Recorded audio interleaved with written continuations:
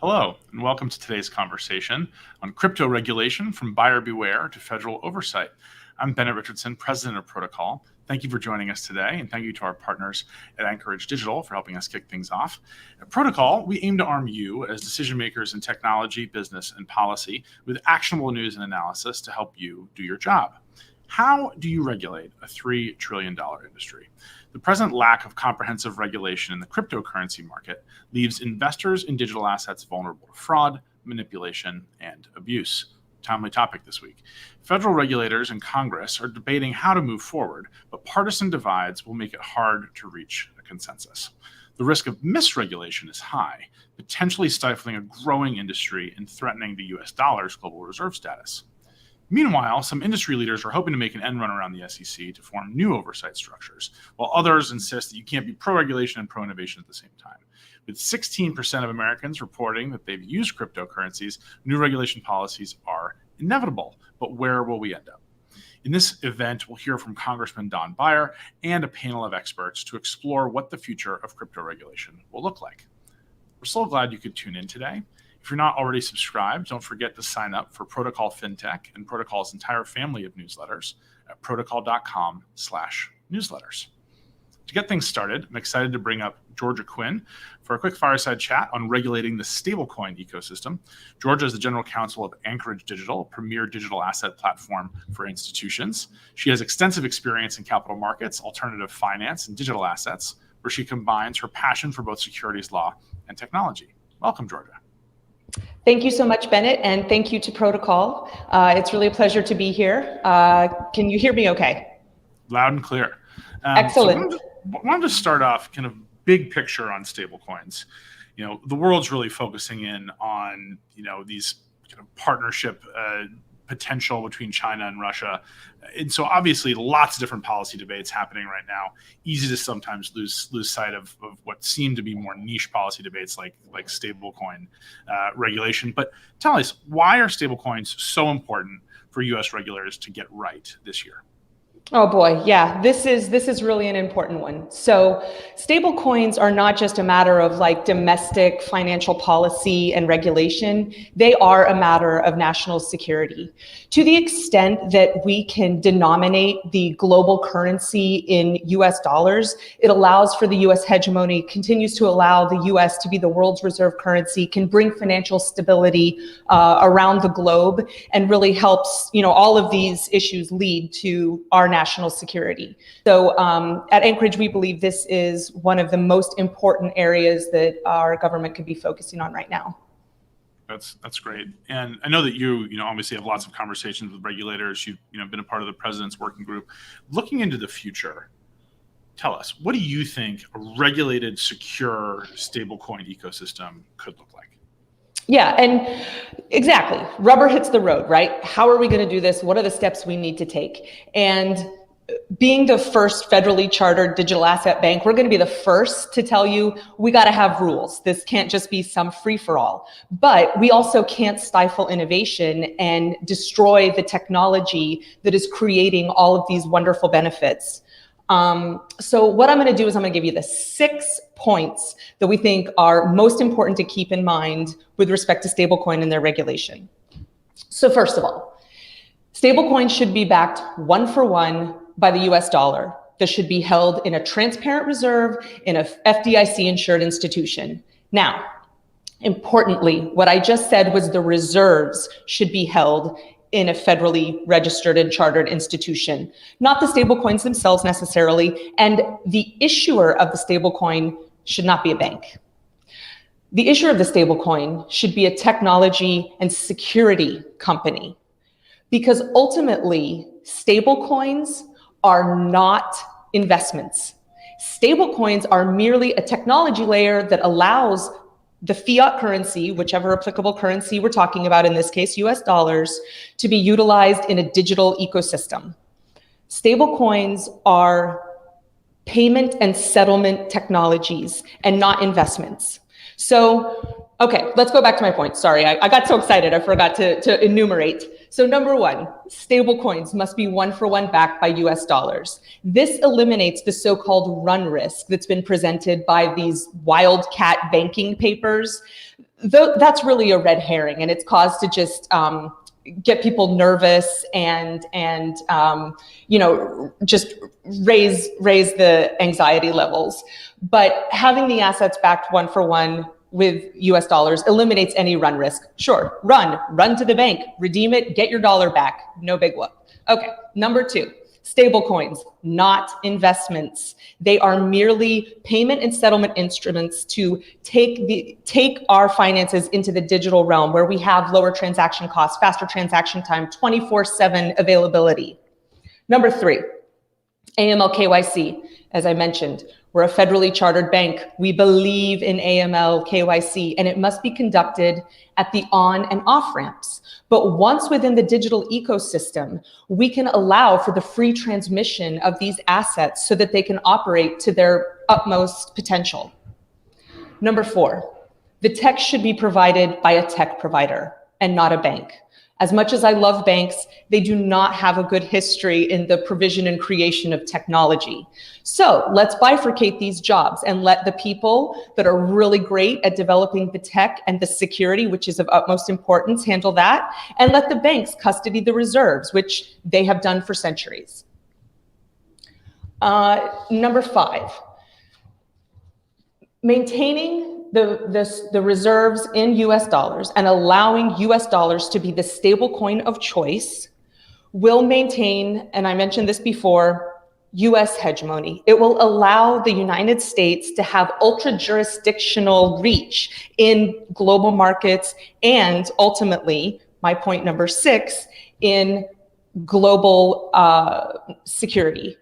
And if we can maintain stable financial markets, and if we can maintain integrity in the transmission and payment networks that are utilized globally, that's a real,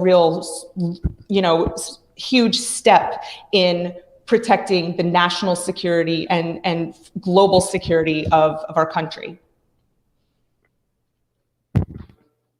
Thank you. That was super interesting, and you've given a lot of great points there. I'm sure our panel will have some reactions to that in a minute here. Thank you so much, Georgia. Fascinating insights. Really appreciate you kicking things off and having Anchorage here partnering with us on today's event. Happy to be here. Thanks. Of course. So now, folks, before we bring up our panel, I'm excited to share with you a Protocol exclusive. It's a fireside chat with Congressman Beyer and Protocol Senior FinTech reporter Ben Pimentel.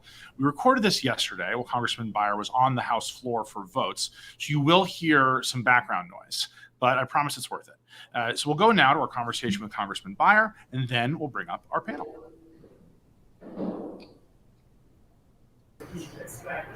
Welcome everyone to this protocol conversation. Our special guest today is Representative Beyer of Virginia, who last year introduced a bill that would create a broad framework for regulators.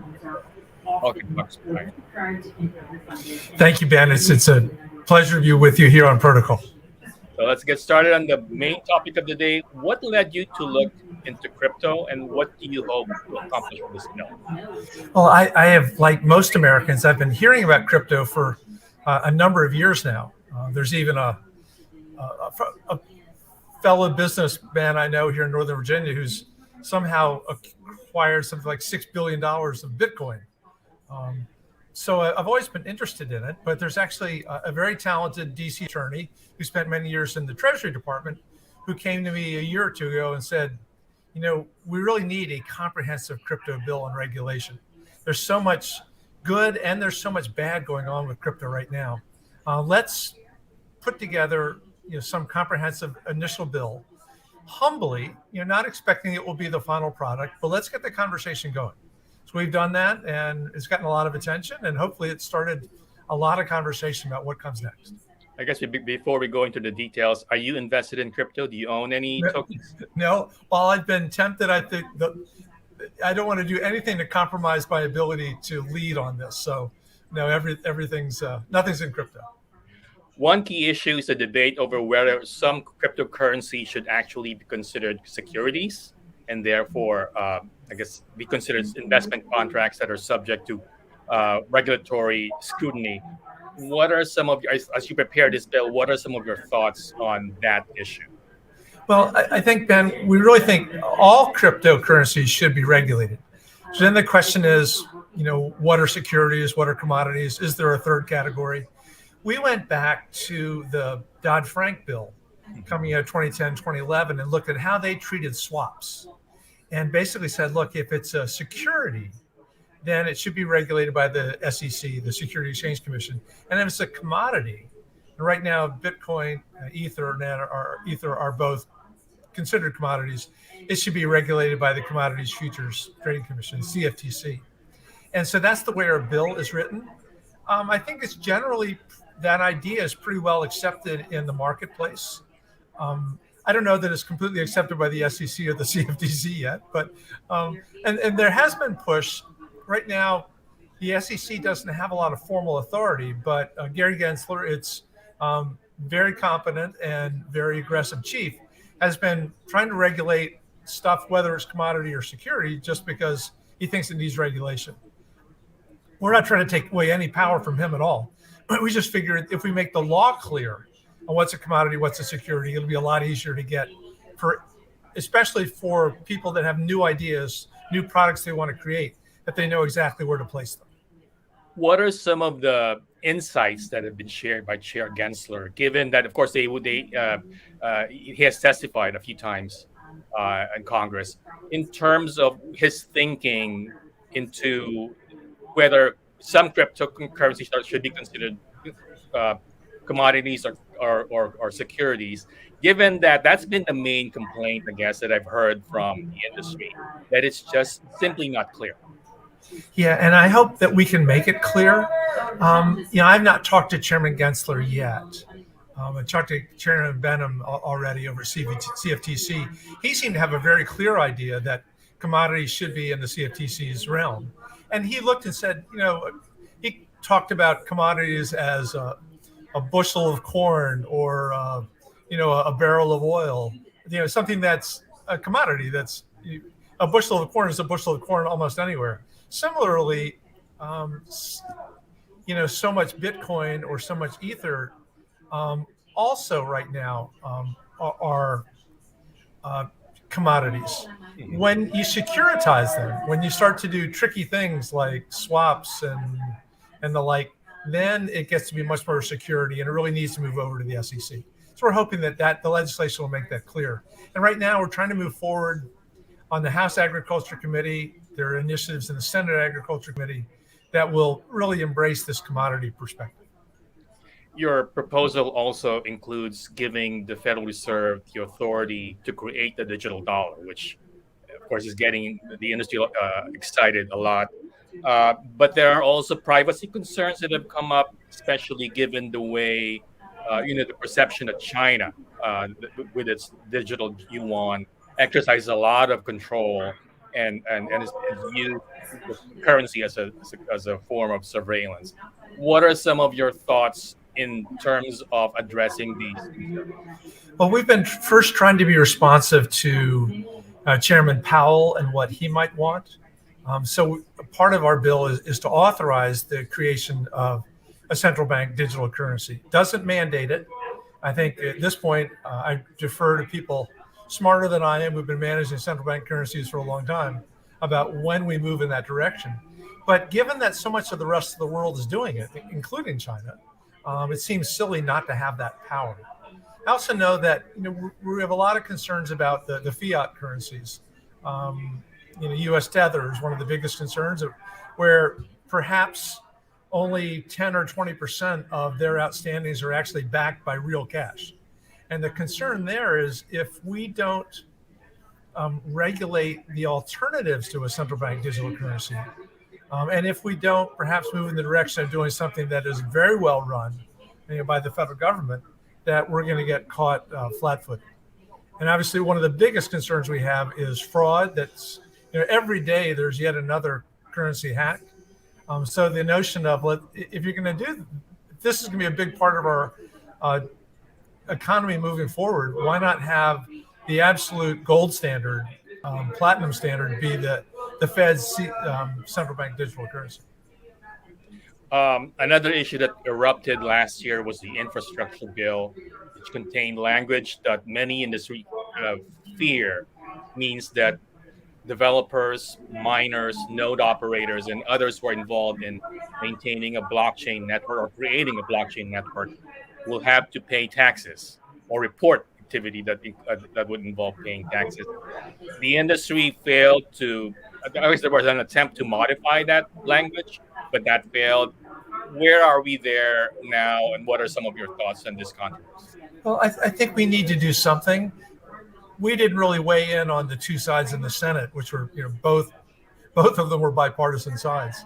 I think one of the more interesting perspectives is from Susan Bennett, who's a former Microsoft exec, member of Congress from Seattle, who has essentially a de minimis bill. Says if the crypto transactions are below a certain level, no taxes, don't have to worry about it. If it starts to get significant, then yes, there's probably going to be a need to declare taxes. Obviously, one of the reasons for regulation is we don't want crypto to be the new way that people avoid paying legitimately due taxes on their earnings. There have been reports that the Biden administration is planning to eventually weigh in, maybe with an executive order on this issue, on crypto regulation. Any insight into that, on whether that's going to happen soon? No, I don't. We've heard the same rumors. And of course, they're welcome. If they do an executive order, obviously it leaps ahead of Congress. But I don't think it will ever replace, good, thoughtful congressional legislation passed by both houses, passed by both parties, signed by a U.S. president. We're still going to need to do that. If there's an executive order, it just means that there will be a little more attention, a little more regulation paid right away. Whereas, as we all know, things move through Congress slowly. What is the biggest hurdle currently in what you're trying to accomplish in terms of having a bill that regulates this new fast-moving technology? I hope this sounds appropriately respectful of my colleagues, but a lot of people are just mystified by it. They may be able to spell crypto, but that's about it. And I would say that, I don't want to exaggerate, but maybe 90% of the members of Congress are in that position. And by the way, I don't hold myself out to be some expert. It's just, they don't own crypto. It's difficult stuff. I mean, just explaining blockchain, there probably are only 5 or 6 people in Congress who could give you an accurate explanation of how blockchain works. So bringing people up to speed so that they feel comfortable legislating on it is a big deal. And we've been we had a big Joint Economic Committee hearing on crypto that had a lot of attention. And we need to do many more across different committees so that people say, okay, I understand this, I get this, I know why we have to regulate it, I know the most sensible way to do it because I've heard the alternatives. Can you share maybe a little bit about your own journey in terms of trying to understand it? And how did you, I guess, even for reporters, it's been hard to, challenging to understand the technology that is moving so fast, but it also is so technical. Yeah, there's so many pieces of it. I was in Davos maybe 4 years ago when every storefront on the main drag had a big sign in it about blockchain. As we sort of discovered, oh my goodness, we can create permanent records that are transparent and can't be changed. And what a wonderful way to move the world forward. In the meantime, people have found an awful lot of ways to do blockchain that you can't see. And people have found amazing ways to hack these different cryptocurrencies. Every day, there's yet another hack that creates lots and lots of negative runoff. And then my friends will always send me the new quantum computing story about how soon quantum computing will be able to break blockchain. Ben, we live in a brave new world. And keeping up with all of it is important. My friend Bill Foster, who's a PhD physicist and member of Congress from Illinois, is pushing hard for literally a digital signature per American citizen that would attach to their digital assets, and not just cryptos, but NFTs and everything else. There's a parallel idea that we should, so much of our information now is being sold, not just our medical information and our genetic information, but our buying habits and what magazines we subscribe to and what websites we've gone to, that with blockchain and with our own personal digital signature, we may be able to monetize that rather than letting Facebook make all the money off of it. of our information. At least a couple of industry leaders have actually told me they compare this to the dot-com boom in the 90s. When the Clinton administration essentially stepped in and said, hey, this technology can be transformational. So we need to make sure that we understand the strategic consequences of regulating it or supporting it. Some are saying President Biden should do the same thing. That is where we are now. That the president and the White House should step in and make some kind of statement on how the technology is really just transformational in many ways. What do you think about it? I think so. I'm trying to. There's a wonderful bipartisan nonprofit in Northern Virginia that just sent off a big letter on exactly that point to the White House.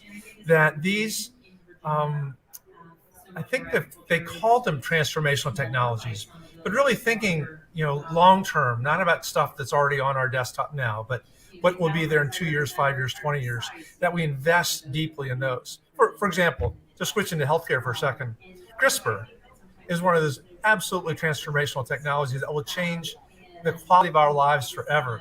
We need to be getting way ahead of that and investing in it big time. The Competes Act, which passed the House last Friday and will pass the Senate in some form in the next couple of weeks. Biggest investment in basic research in American history, with a heavy emphasis on translation into actual products, engineering, manufacturing. These are, it's hard to imagine, but more exciting times to be part of America.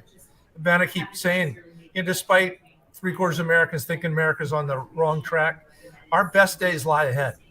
And all this happening in the AI space and the crypto space and even in digital is going to lead us there. Congressman, what is your biggest worry when it comes to crypto? What keeps you up at night? Oh, we're having trouble getting the climate change commitments met. The biggest part of the Build Back Better bill, which has yet to pass, is $555 billion to keep the commitments that we made in Paris, or actually in Glasgow in the summertime. If we did all that, along with the other nations, we'd be down to 1.7 degrees centigrade, from 1900 to 2050. That's only 2/10 above where we want it to be. And we can find the other 2/10. But if we don't pass that, a world that's slowly getting hotter and hotter, and people moving, and diseases vectors are changing, and it's gonna put a real crink in all the other good things that we're trying to do going forward.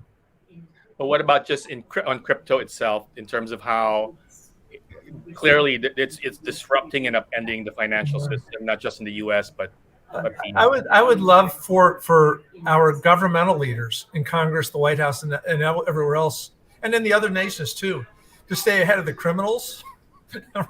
We had a very, I shouldn't be smiling, but this morning we had a very sad Science Committee hearing on human trafficking, and discovered that most of the human trafficking right now in America is being paid for with crypto.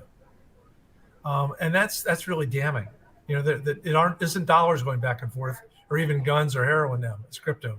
So unless we figure out how best to regulate this, it's not just the human traffickers, which may be the saddest part, but drugs and guns and international criminal enterprises and rogue nations, and then just basically plain naive investors who lose everything because they put it in the wrong currency. Congressman Beyer, thank you very much for joining us, sir. Ben, thanks for all the hard questions, and good luck. Thank you, sir. Thanks again, everyone, for joining us. We continue our conversation about crypto regulations with 3 speakers, each of whom I've had the pleasure of interviewing in the past. We have Kristin Smith, Executive Director of the Blockchain Association, and which is considered the leading lobby organization for the industry. Cathy Yoon is General Counsel for INX, a blockchain-based service for trading cryptocurrencies and digital assets. And Steve Diamond is a professor at Santa Clara University School of Law and a veteran observer of the tech industry and Silicon Valley. Welcome to the 3 of you. Morning, Ben. Congressman Beyer talked about his proposals for regulating crypto. This year is expected to be the year in which debates over crypto regulations are expected to heat up.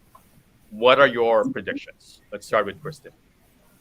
Yeah, no, certainly appreciate Congressman Beyer's interest in this space. And I would have to say, though, there are a few ideas in his bill we don't agree with, but I think that's okay, right? This is 2022 for Congress should be the year of putting out ideas and proposals and thinking through what should regulation look like, where do we need regulation? Because we don't need regulation for regulation's sake. What we want are rules where there are risks that workplaces otherwise identify. And I think that given that the crypto space is so fast moving and changes are happening all the time, and models for how to deploy new networks are changing all the time, that it's really beneficial to take a step back, do some education, and figure out where's the space going and what makes sense, so that we don't stifle something in the kind of innovative stage that we're in right now. But I do think that we might see a little bit of action and attention out of the White House, which I think could be a very positive thing. It shows that the space is growing and priority. And we may see some action on the regulatory front, but I don't think we're going to see a whole lot of progress in Congress this year. Can you maybe mention the most the point that's sort of prominent in terms of your opposition to the bill, the thing that you're most critical of? Yeah, well, listen, I think there's some good ideas in the bill, right? I think Representative Beyer's bill talks about having the CFTC as potentially a regulatory home for the regulation of crypto spot exchanges. That's not necessarily a bad idea. That's one we've seen in other bills, like the Digital Commodity Exchange Act, and there's been a lot of discussion about expanding the CFTC's authority to cover this space. There are other provisions, though, that would be quite troubling. I mean, at the beginning, we heard Georgia Quinn talk about the idea that you want technological specialists to be custodians of stable coins. We're also today looking at who are the issuers of stable coins. And when we move forward, we don't necessarily want all stablecoin issuers to be banks, right? And this was a thing about the hearing yesterday. So Beyer's bill would also allow Treasury to have to approve. We don't think that innovators should be going to the government to ask permission for these types of things. We do think there needs to be some guardrails, which I echo all of those that Georgia Quinn spoke about earlier. But to have to get permission from the government first, I think would be a problematic step. There's also some language in there on anti-money laundering that would be problematic for the DeFi ecosystem. I think DeFi is in the very early stages today. It has a tremendous amount of potential for mainstream consumers. It's also a problem that we see getting access to financial services today. So again, this is not something people are using today, but in the future, DeFi, I think, is going to be what brings the underbanked and unbanked into the financial services system, and we want to support that. So those are provisions that DeFi-related funds and stablecoins that we find problematic in the Beyer bill. Cathy, what are your predictions? We talked about this, but yeah, maybe you can elaborate a little bit. Yeah, I mean, I think just going back to the interview, with Beyers, and I think it's great that we have members of Congress who are trying to speak about this. I think we still have a long way to go in terms of education, in terms of what exactly people are talking about. I think we have a long road ahead in making sure that when especially members of government are using certain terms like digital assets and crypto and stuff like that, we know exactly what they're referring to. And I think that's a criticism that I have for us who are in the space, who are living this space. I think we need to do a better job in terms of being more clear in terms of the definitions, what we're talking about. I think I disagree that all digital assets or all tokens need to be regulated. And I think this goes back to the specific terms and what we're talking about. And so I'm hoping for, in terms of predictions, that this year, while we probably won't see a lot of movement in terms of actual legislation, but I do hope we will see better education and people actually trying to understand the terms. I don't think the technology really needs to be fully understood. And I think that's a criticism. People, other than knowing how to spell crypto, they don't know what it is. I think this kind of goes back to too much emphasis and focus on the tech stack itself, as opposed to a lot of the solutions that this technology and other types of technology can bring. You know, Ben, you and I spoke about this, just kind of my own journey with banking and how we kind of went from going to tellers all the time with a bank book and then getting ATM cards and mobile banking. I don't think any of us really understand the technology that goes behind a mobile banking app, but we use it and we accept it. And I think it just needs to get to the point where people just accept the solutions without trying to dig deeper into the tech stack. And Steve, longtime observer of Silicon Valley, I know you have a lot of great views on this. What is your prediction? Well, I don't have a prediction. Okay. I have a choice. We're on the Titanic, and the question is whether or not we can see the iceberg or whether we're still far enough away to avoid the iceberg. You've titled today's event regulating a $3 trillion industry. I think you now know it's a $1.5 trillion industry now. And that is precisely the problem. This is an unstable environment filled with fraudulent bad actors. Congress and regulators may be doing too little, too late. Let's keep in mind that every one of the features of this environment is already subject to regulation. We have a very robust administrative state that's been in place since the Great Depression. And if we don't use it appropriately in this environment, use the tools at hand already available to that administrative state, we could be looking at an event that makes the Great Depression look small. There is a systemic risk here. And this is the fundamental point that the Presidential Working Group has just made to Congress very clearly. And it apparently was missed by your first guest, Ms. Quinn, who tried to poo-poo the notion that there's any risk of a run on the bank, so to speak. That's precisely the central risk identified by the Presidential Working Group.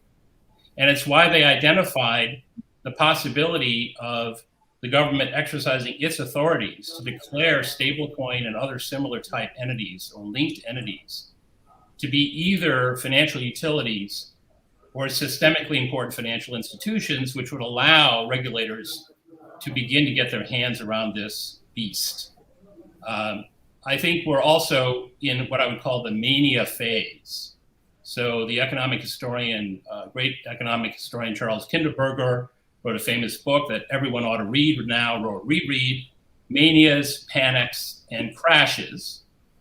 And we're in the mania phase. And as just an example of the mania phase, here is one of the great crypto bulls, Michael Saylor of MicroStrategy. Bitcoin is a swarm of cyber hornets serving the goddess of wisdom, feeding on the fire of truth, exponentially growing ever smarter, faster, and stronger behind a wall of encrypted energy.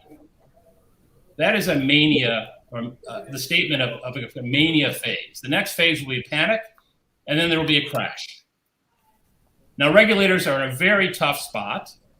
They can regulate now and take the risk that this comes crashing down, or they can wait until all the victims of the crash are banging down the doors of Congress, demanding to be told, why didn't you warn us? And that's the tension we're dealing with today.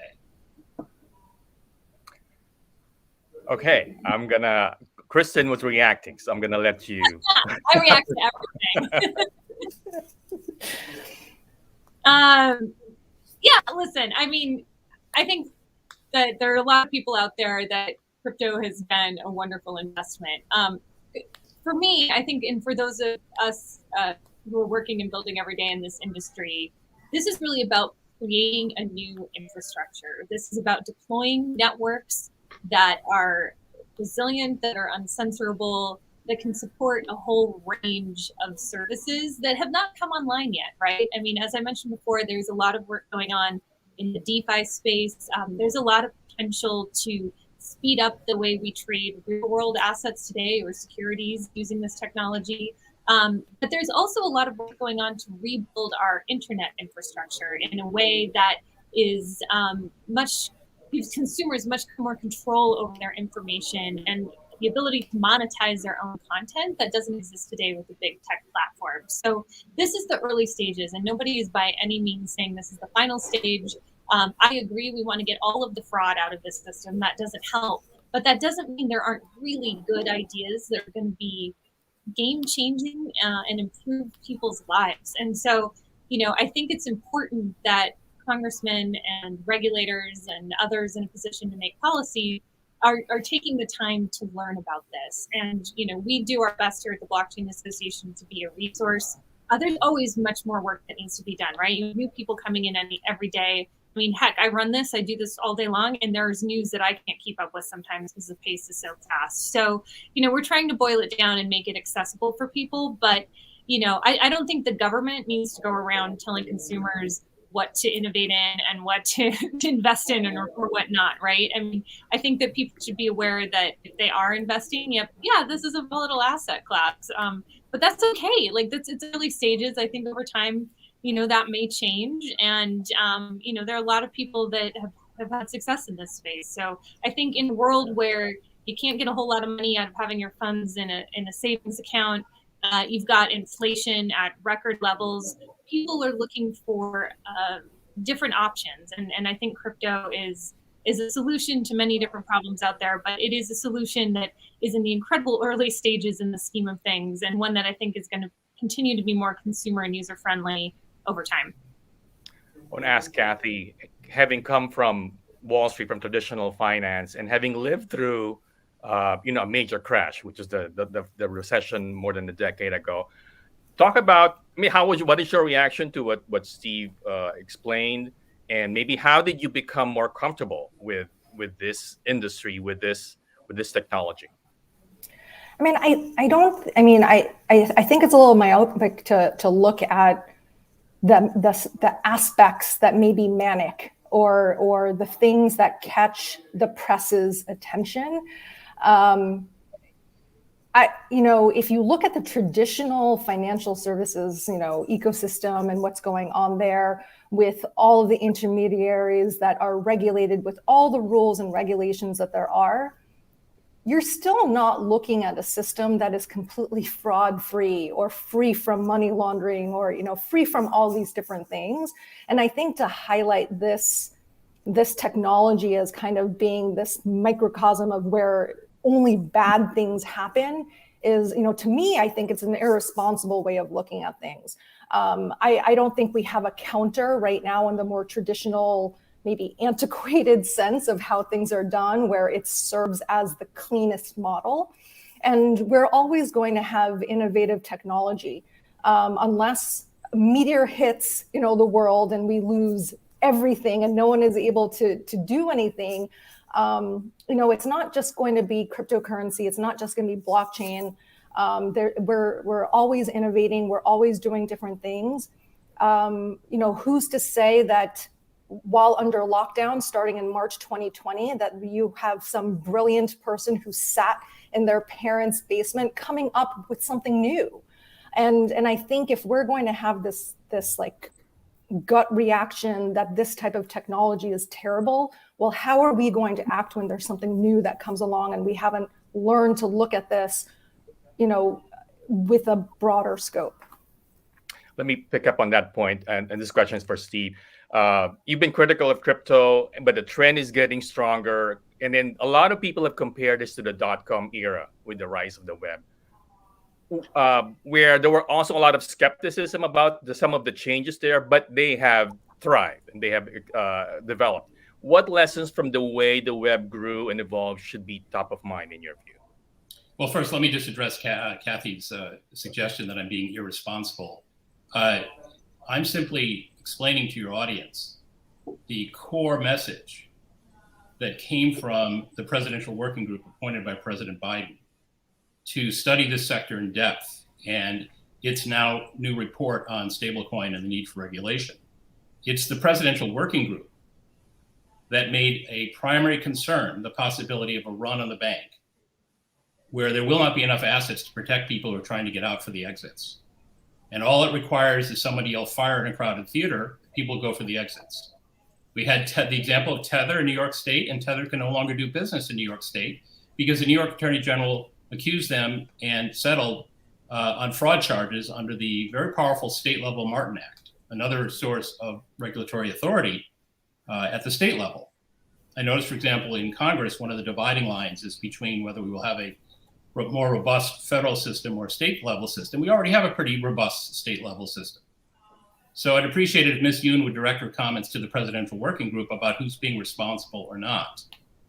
Now, with respect to the dot-com era, yes, I lived through it.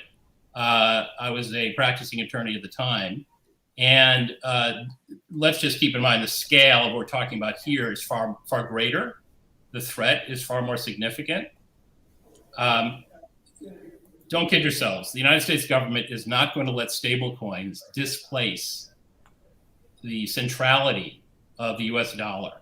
And I think, again, a key point of the Presidential Working Group is they are obviously very concerned about essentially the ideological drive here, sort of the libertarian, pure free market, deregulated environmental drive here to essentially disrupt, if you want to say, inherit from the dot-com era, disrupt the US dollar. And they're not going to let that happen. Now, I will concede to both of my fellow guests on the panel that there is an innovation of some value, uncertain, to blockchain technology, which of course is separate and apart from the broader environment of Bitcoin, stable coins, initial coin offerings, and the plethora of other kinds of pseudo innovations. But blockchain technology has been around for decades. And it's now, maybe because of advanced computer power and other interesting concerns, we can have permission-based, trust-based, centralized systems that use, a sophisticated version of QuickBooks to provide some efficiencies. But that's not the problem, right? The problem isn't that Walmart is using some form of a blockchain internally to communicate along its supply chain with suppliers of food products to ensure that it gets fresh goods into its stores on time, right? That's an inventory management system. And I think that's an important innovation, and fine, fund that, allow innovation, et cetera, in that setting. But of course, that's not where the concern is. And I think your guests on the panel know this, and clearly Congressman Beyer knows that. Cathy, you want to respond? I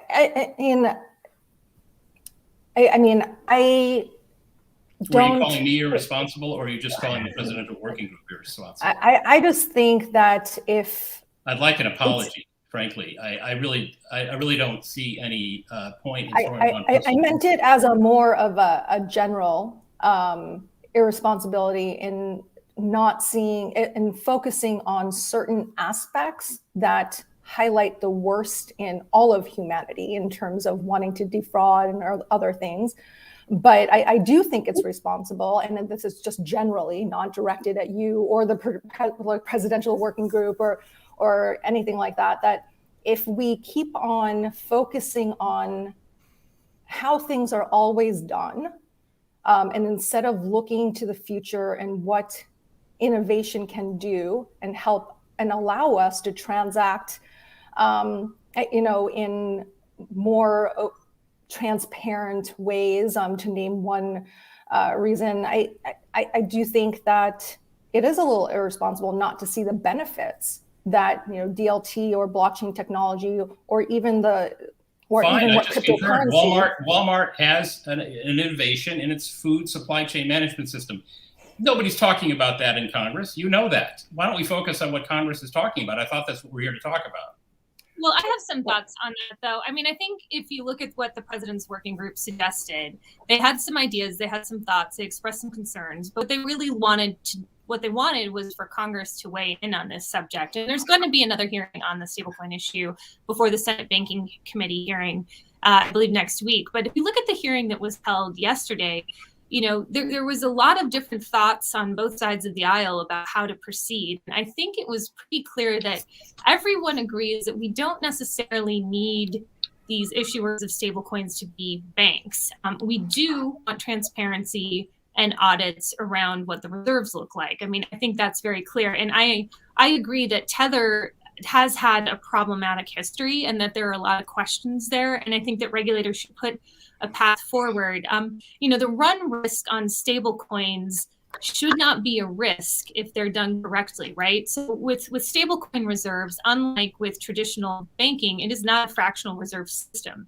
It's supposed to be a fully reserved system where a vast majority of the dollars are in dollars, and then there's a small percent in treasuries. If this is actually done correctly and there's audits in place and that money is in a segregated account, there is no risk on a run of a bank because it's a fully reserved system, right? It's a different type of idea. And so I think that it's important that Congress is looking at this. But I do think that the president's working group was very clear that Congress had a role to play in this, and they're working through that role right now.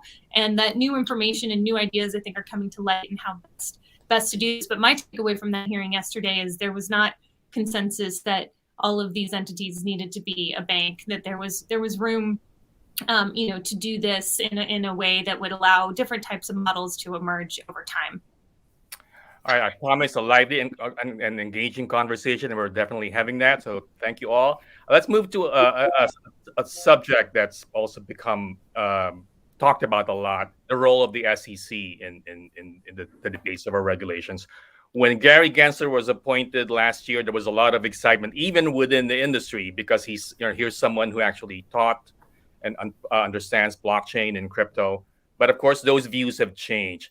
How would you evaluate or assess the role that Chair Gensler has played over the past year? Steve? Yeah, so obviously, Chair Gensler has a strong personal interest in crypto. He taught an entire course on it at MIT when he was out of government. He's made this very clear. If you listen carefully, as I have, to his MIT lectures, he's essentially in a sort of centrist position. He would wax and wane as the semester went on between what he called a maximalist position, meaning kind of a Bitcoin bull, or a crypto bull, and a minimalist position where you think there's basically no value to this at all. That may have been for political posturing. He wanted to get appointed, and he had to get through the Senate.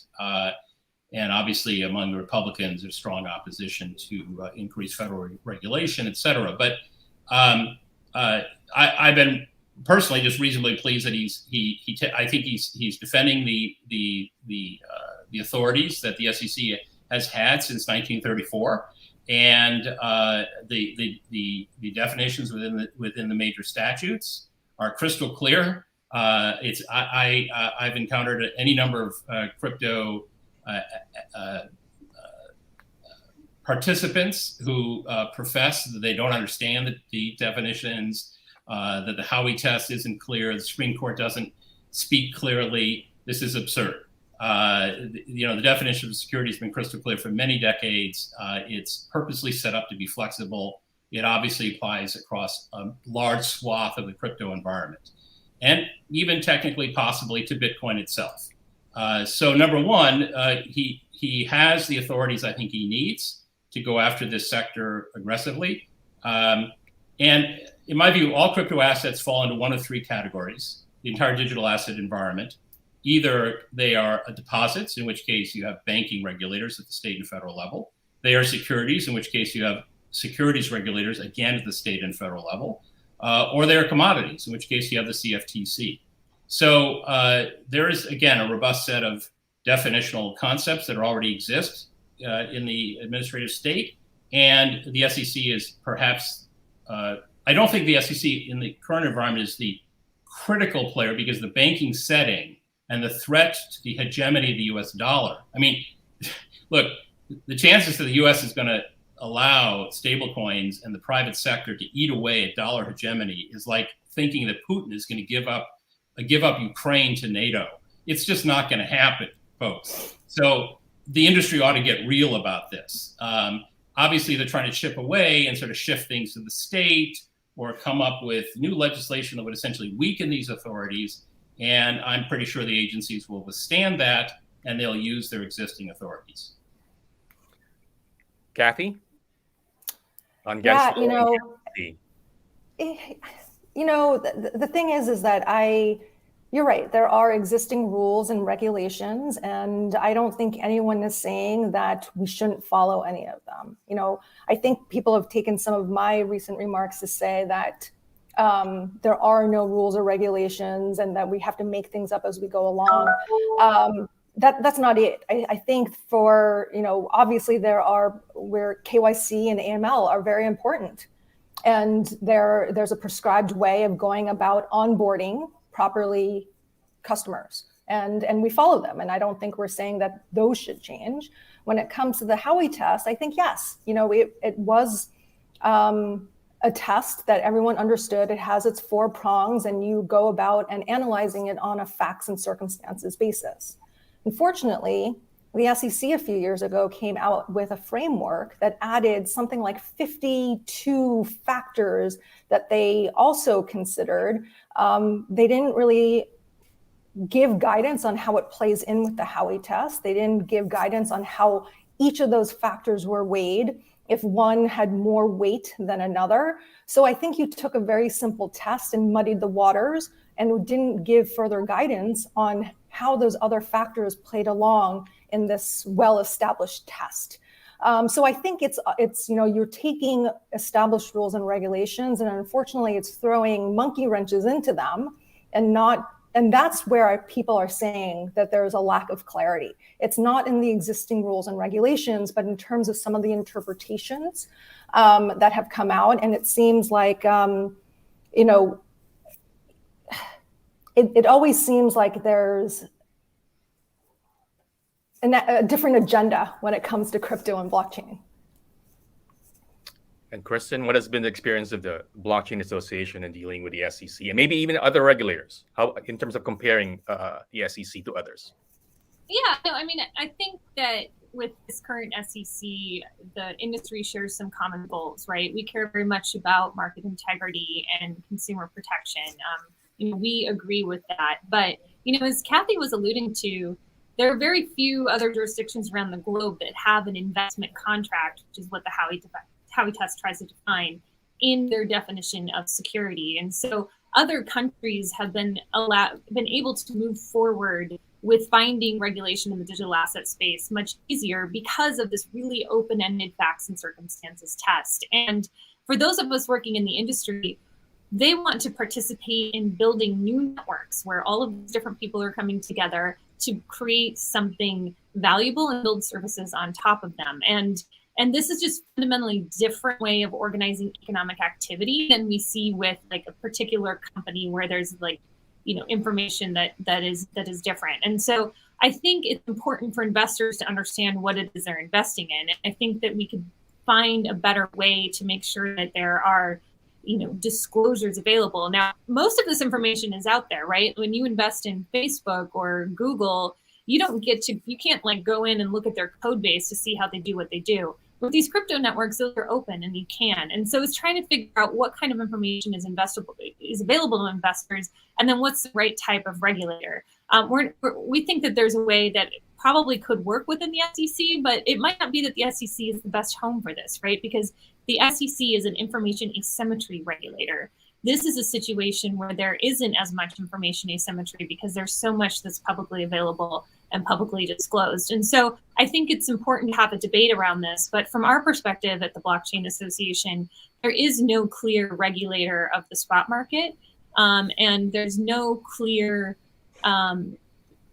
guidance that shows that a lot of these crypto projects that Gary Gensler, seems to think are issuing unregistered securities are. Like we differ. And there are a lot of I'm not a lawyer, but there are a lot of incredibly smart and talented lawyers that are looking at this in this space. And there is, there is some clarity that I think we could potentially seek going forward, or do what Commissioner Hester Peirce suggested and have a safe harbor period where you have these very specialized disclosures that make sense for understanding what the network is, right? And so,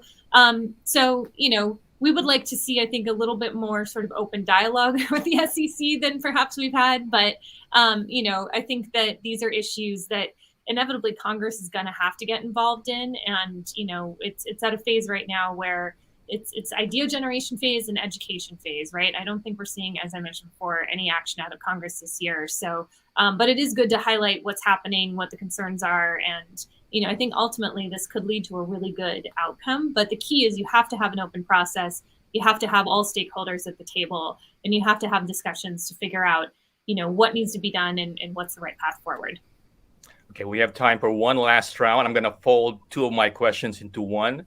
I'm going to ask you all, each of you, what I asked the Congressman. What are you most worried about in crypto? And also maybe comment on, you talked about the debate, Kristin, and this debate is playing out on Twitter.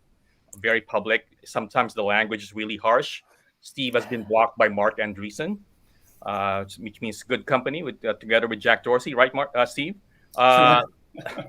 Let's start with you. What are you most worried about, and what can you say about the way this issue is being discussed and debated in social media? Well, I'm glad you mentioned Jack Dorsey. I'm sure he'll block me next.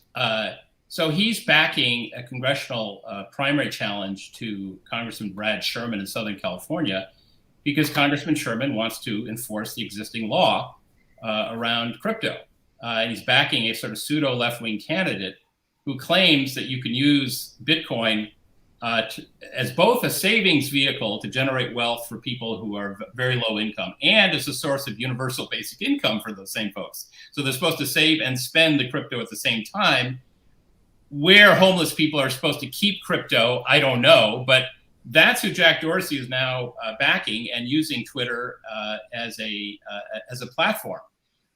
So that I'm not worried that the next stage in this lobbying juggernaut backed by people like Andreessen and Dorsey will not focus on the relatively limited but important technological value of blockchain technology, but will instead focus on stoking this speculative mania, assuming that you can kind of get out at the top before it all crashes.